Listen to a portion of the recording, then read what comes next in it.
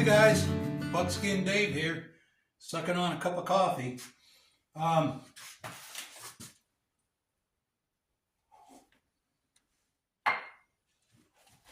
got my parts from Ken. Ooh, that's hot. So,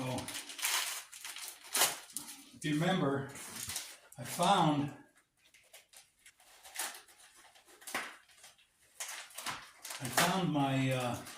an extra firing pin when I broke that one, and I wanted to have another one. I must have ordered one figuring that was going to happen. I can't believe I thought that much ahead. Anyway,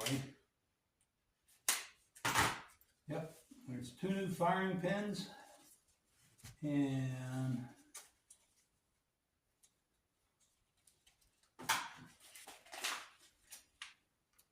oh, I thought he put some, I'll have to call him. I thought he put some of those retaining pins in there too. I just have to make sure I don't break one. Now I can go put this somewhere where I'll forget where it's at and have to look for it for like 2 hours. But anyway, I got the pins. That action there, I'm almost positive that was an original firing pin in there, so it don't owe me anything. So what I'm playing around with today, I have this one gun. It's a #1 action.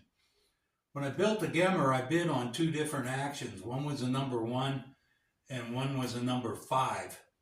And I knew I was going to shoot black powder out of it, so I didn't care which action that I worked from. I like the #5s a little better because then you can put smokeless powder through them if you want to. But anyway, I got both of them. I won both auctions and I ended up getting them both, which was kind of cool. So I built one of them. I call this my almost Gemmer. And you can take a look at it. It's #1 action. It's got the walnut stock. It's got a crescent butt stock. And it doesn't have the cleaning rod like the other one. And it has this, has the front, it has a straight forearm. It doesn't have the schnabel. Let's see, it's a Green Mountain barrel. And I made it 25. I'm pretty sure it was 25. I wrote it down. Yeah, 25.5-inch barrel. It's really a nice little light. It's not quite a carbine, but it's a shorter rifle. And when I built it, now it's nice. Take a look at this action. That's a #1 action. And you can see it still has a little bit. I'm trying to get the light to hit it right. Still has a little bit of the case hardening, case coloring on it. So I didn't do anything as far as the action was concerned. I left it original, and I just did a brown on here, and it's one of the acid brown, nitric acid brown deals. So I know I'm going to get the question, how do you tell the difference between a #1 and a #5? Well, if you can figure out what kind of metal it's made from, you'll know that the #5 is made with more modern steel. But there are a couple of things. So hold on a minute. I'm going to get you up close so you can see. Okay, so the top one is the Gemmer. It's a #5 action. And looking on this side of the gun, the right side of the gun, if you're holding it, you can see this is the #1 action. And look, this is really shows the case coloring still shows on it. It has two screws here and here. I'll show you the other side of the action in a second. The #5 has this extra pin that goes across. Now, I'm not sure if that's 100% #5, but it's different, okay? So if we turn them over,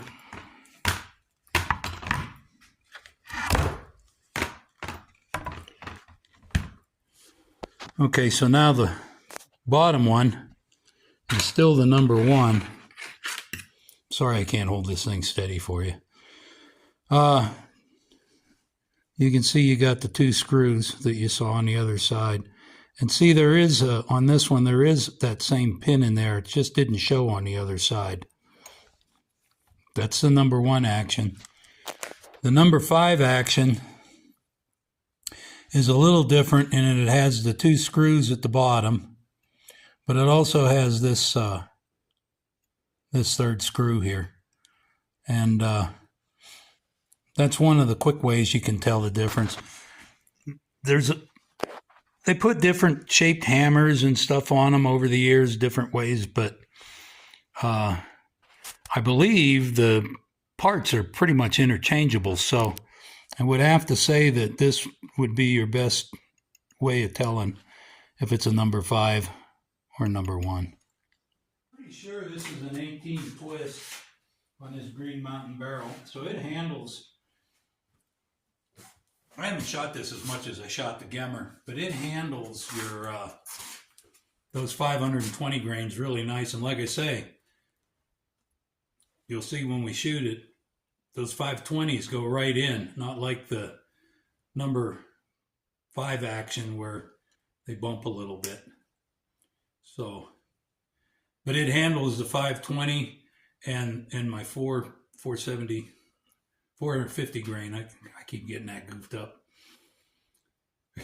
Too many bullets and not enough brain cells, you know. So anyway, that's a fun gun. Like I say, I built it. I call it my almost Gemmer because it didn't quite come out as a Gemmer, but it did come out as quite a fine rifle, and it'll make whoever walks away with it one day, it'll make them a really nice, either a hunting rifle. It's got a ladder sight on it. It doesn't have the flip up, and then a regular Hawken looking sight on the front. Anyway, let's go out and shoot it. Okay, so the first thing I'm going to shoot through here is one of those. I want to see if one will even go in here, the 521 grain ones. They're the ones that are quite a bit longer. And we know,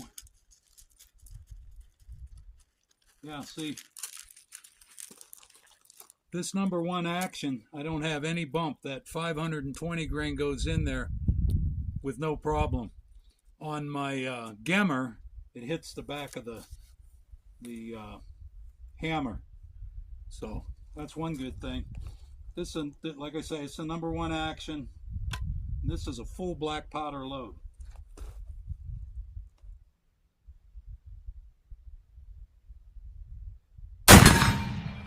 Nice.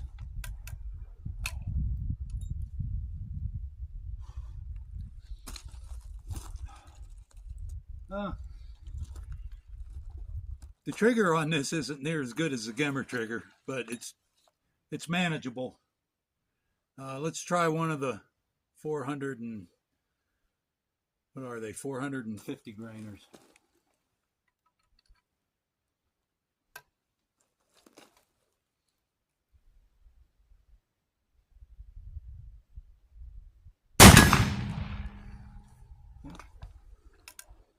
I didn't hear it go ding, but the target wiggled. It looked like they're hitting kind of center. It's hard to shoot this one precise offhand because the trigger's a little tougher. But pretty nice gun.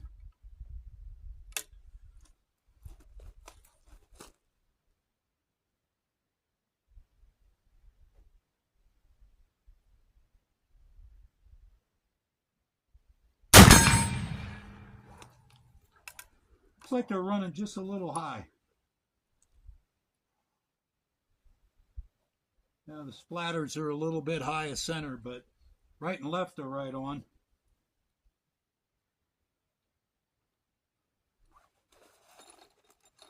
I got a couple of more. Now, even though this is a number 1 action, and number 1 actions were made during the black powder era, I'm still shooting full black powder loads with a little bit of a smokeless kicker. I don't believe that's going to cause any pressure problems. A couple of 3-4 grains of smokeless. Now let's try again. So far I got a hit out of hit, every hit.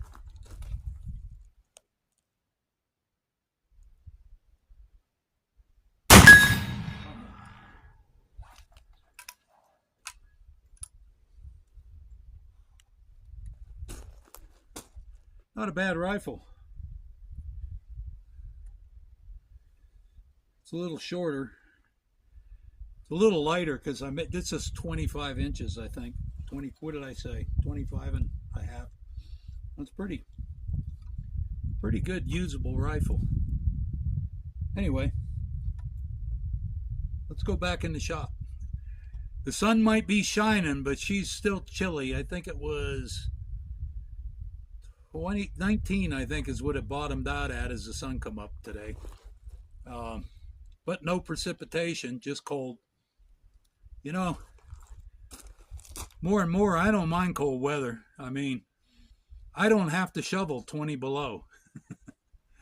It's the white stuff that I don't like because that causes me to do some work. Anyway, let's go back in the shop. Anyway, I got to just starting to warm up in here. You know, this shop stays cool in the summertime because it's really well insulated. And the problem is it stays cold in the winter until the fire gets working pretty good. It's getting about its bearable. So I got to do some loading. I got to clean the pistol we shot Thursday. So anyway, I'm going to try to put out a third video a week, and it'll be on Thursday. It'll be range day Thursday, and it'll be handgun of some sort. So some of you guys that commented you like to see some handgun shooting, and I usually shoot my handguns once a week. I'm just going to decide on Thursday is the day I try to do it. Now don't hold me to it because we're going into winter and the weather might twist me around a little bit, but I will try to do a handgun Thursday. So I got to clean this thing. I think that third screw, again, my head, I haven't taken one of these apart. Well, I took it apart to do that pin, but I didn't have to take it down that far. I believe that third screw holds in the rotary extractor. It's kind of it's a rotary part. Hold on a minute, I'll get you one. So I still have a few parts that I ordered from Ken. And I got a couple of extractors in here. Yeah, that is the difference. So not all the parts are exactly the same. All right. So you see this extractor, it's a rotary extractor. The pin goes through the center alongside the block. And see this little slot at the bottom here? That third screw goes through there. This must be a number 1 extractor. And don't hold me 100%. I'm not an expert on this stuff. Ken's the guy. But you can see it doesn't have that slot. It has a, see on the, look at the top of it. See how it has that little, oops. See how it has this little deal here? That, I believe, is the stop for it. Anyway, so that's the difference. I've never had one of these break. Anyway. Oh, well, before I go back to work.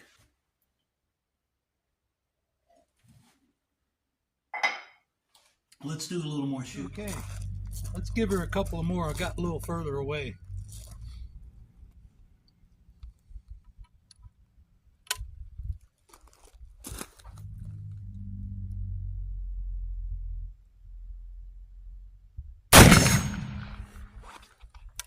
Well, I didn't hear it ding, but